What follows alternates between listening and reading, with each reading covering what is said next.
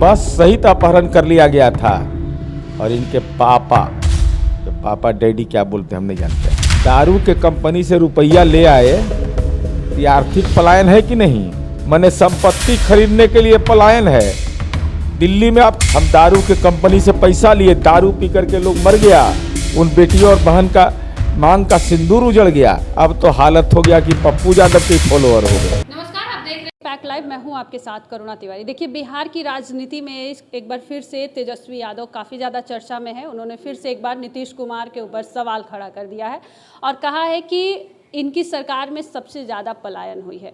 और भी कई बातें पूर्वी चंपारण में पहुंचते हैं बुद्ध पूर्णिमा के दिन, तो कहते हैं बातचीत करेंगे। हमारे साथ मौजूद हैं जेडीयू के एमएलसी और मुख्य प्रवक्ता नीरज कुमार। सर, तेजस्वी यादव कल पूर्वी चंपारण पहुंचते हैं और कहते हैं कि सबसे पहला उनका रहता है कि हमें सत्ता नहीं चाहिए इस बार बिहार में बदलाव चाहिए, विकास। तो उसके लिए बहुत अच्छा जगह पर वो गए थे। माननीय नीतीश कुमार जी के कार्यकाल में चनपटिया मॉडल है। कोविड के काल में जो हमारे श्रमिक लौटे, उन लोगों ने लुधियाना जाना मंजूर नहीं किया, कश्मीरी शॉल बना रहे हैं वहाँ पर भूटान नेपाल जगह पर बर्तन बना करके भेजा जा रहा है, तो वहीं सेवा दे देते। और सत्तन यादव के घर गए कि नहीं? बस सहित अपहरण, बिहार के इतिहास में यह नहीं हुआ था। बस सहित अपहरण कर लिया गया था और इनके पापा डैडी क्या बोलते हैं हम नहीं जानते, उन्होंने उसके भाई को विधानसभा में टिकट दिया था। तो नीतीश कुमार जी ने तो स्विट्जरलैंड उसको बना दिया। तो इनको सत्ता नहीं चाहिए, तो इससे अच्छा मौका कहाँ मिलता? ये वाल्मीकि नगर में माँ भगवती का एक अंदर मंदिर है बहुत बड़ा, और जगत जननी सीता का भी है। तो वहाँ धार्मिक बोर्ड से निबंधन है, एक आवेदन दे दें कि हमको महंत बना दिया जाए इसका। इससे अच्छा बेहतर मौका उनके जीवन में कहाँ मिलता? और हम आदरणीय तेजस्वी यादव जी से यह जानना चाहते हैं, भय बस पलायन होता है, गुंडा राज है। आप जिस राज के रोल मॉडल हैं, जिसके लालू जी के राजनीतिक ब्रिड हैं, वह ब्रिड में भय बस पलायन होता था। लोग डर से भय से भागते थे, जान छुड़ा करके भागते थे। बेतिया, अरे अंग्रेज के शासनकाल में जोगा पट्टी, मुझे याद थाना का नाम याद नहीं है, वहाँ के डायरी में लिखा हुआ है 1870 या क्या का समय है, मुझे स्मरण नहीं है, कि ये यूनिवर्सिटी ऑफ क्रिमिनल्स था। आज नीतीश कुमार जी ने उसकी तस्वीर बदल दी और इनको समझ में आ रहा है कि अभी बिहार में विकास नहीं हुआ है। अभी इनको कौन बतावे? तेजस्वी यादव कह रहे हैं कि अभी पलायन सबसे ज़्यादा नीतीश सरकार में हो। ये कहाँ से पढ़ के लाए आंकड़ा? ये आंकड़ा कहीं से लाए होंगे, तो उनको यदि जानकारी दे दीजिएगा। मेरा अगर खबर गलत होगा तो हम चुनौती दे रहे हैं, जहाँ मर्जी करें वहाँ बहस करें। तो कलकत्ता काहे के लिए जाते हैं? दारू के कंपनी से रुपया ले आए, तो ये आर्थिक पलायन है कि नहीं? दारू की कंपनी से पलायन करके पैसा लाए ना, चुनाव लड़ने के लिए पैसा लाए ना, तनत तकदीर में आग लग गया, 4 गो सीट आया।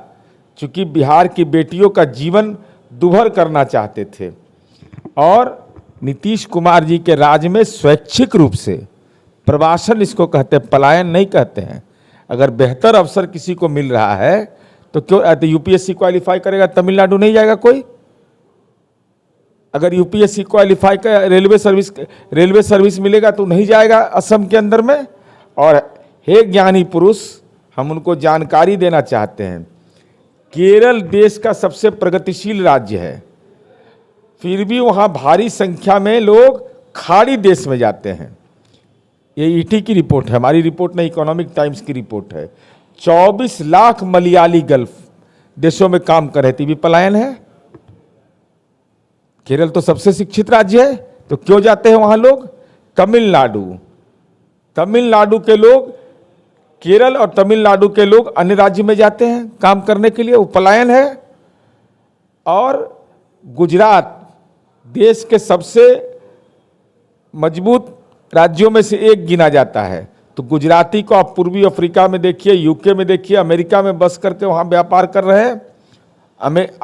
अमेरिका और यूरोप में उच्च पदों पर है, तो भी पलायन है। पलायन है ना, माने संपत्ति खरीदने के लिए पलायन है। दिल्ली में आप खरीद लीजिए, गुजरात के राजनीति के नस्ल को ले आइए, राज्यसभा भेज दीजिए, तो ये पलायन नहीं है। अब बिहार का बेटा बेटी रोजगार करने के लिए अगर गया तो उसको अधिकार नहीं है क्या? और जब उस पर संकट आया तो नेताजी आप तो लापता पाए गए थे, पोस्टर आपके खिलाफ सटा था कि तेजस्वी यादव कहाँ हैं।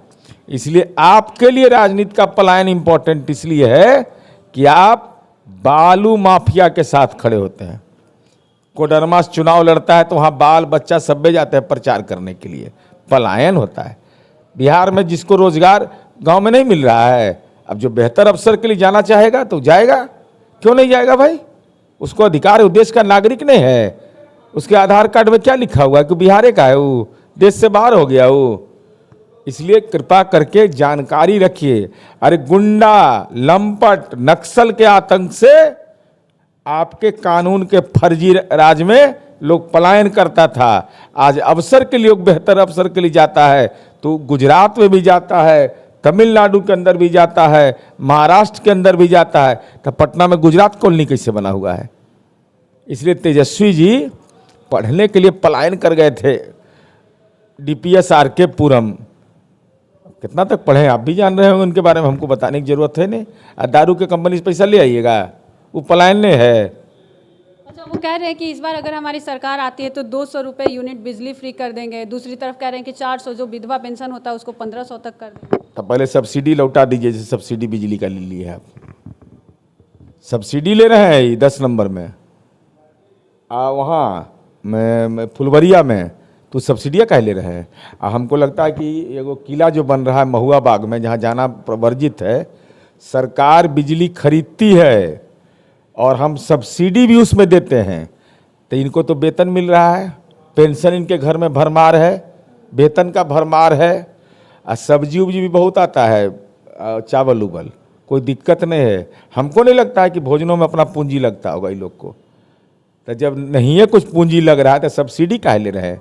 तब पहले 200 यूनिट बिजली फ्री की बात करने वाले तेजस्वी यादव नीतीश कुमार जी के द्वारा बिजली में दिए गए सब्सिडी को जाकर के बिजली ऑफिस में जमा करिए, तब सब्सिडी की बात करिएगा, तब कहिएगा बिजली फ्री की बात। और दूसरा, विधवा पेंशन बढ़ा देंगे।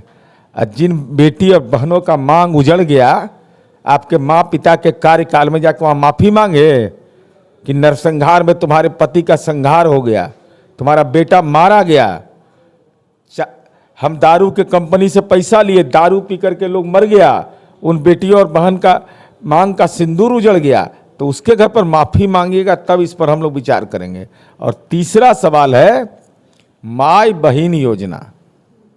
अरे कभी लीडर बनोगे यार कि फॉलोअर रह जाओगे सब दिन? इस सब दिन फॉलोअर रहा है, हमारा फॉलोअर, नीतीश जी का फॉलोअर, उसके बाद राहुल गांधी का फॉलोअर, अब तो हालत हो गया कि पप्पू यादव के फॉलोअर हो गए। पप्पू यादव जहाँ तहाँ पैसा देते हैं मैंने मदद में, तो देखे कि हम भी छूट रहे हैं, तो ये भी बेचारा जो भी पैसा वैसा लिए हुए इंटरेस्ट आ रहा होगा, अच्छा तो इंटरेस्ट वाले लेके ये भी कुछ हल्का फल्का दे के, अरे फॉलोअर नहीं बनिए, लीडर बनिए नीतीश कुमार जी जैसा। नीतीश कुमार जी जो आज करते हैं देश उसको कल करता है, ये विजन में अंतर है। इसलिए फ्री का नौकरी देवे नहीं किए, अपन घर वाला के तो ज़मीन लिखवा लिए और दूसरा के तो फ्री फ्री फ्री, इसीलिए जनता इनको फ्री कर दी है। चलिए देखिए, इस बार बिहार विधानसभा चुनाव है, जिस तरीके से तेजस्वी यादव लगातार नीतीश सरकार पर सवाल खड़ा करते हैं, इसका जवाब हमने आपको सुनाया। इस खबर पर आपका क्या कहना है, अभी हमारे साथ साझा करें। सहयोगी राहुल के साथ मैं करुणा तिवारी, पटना।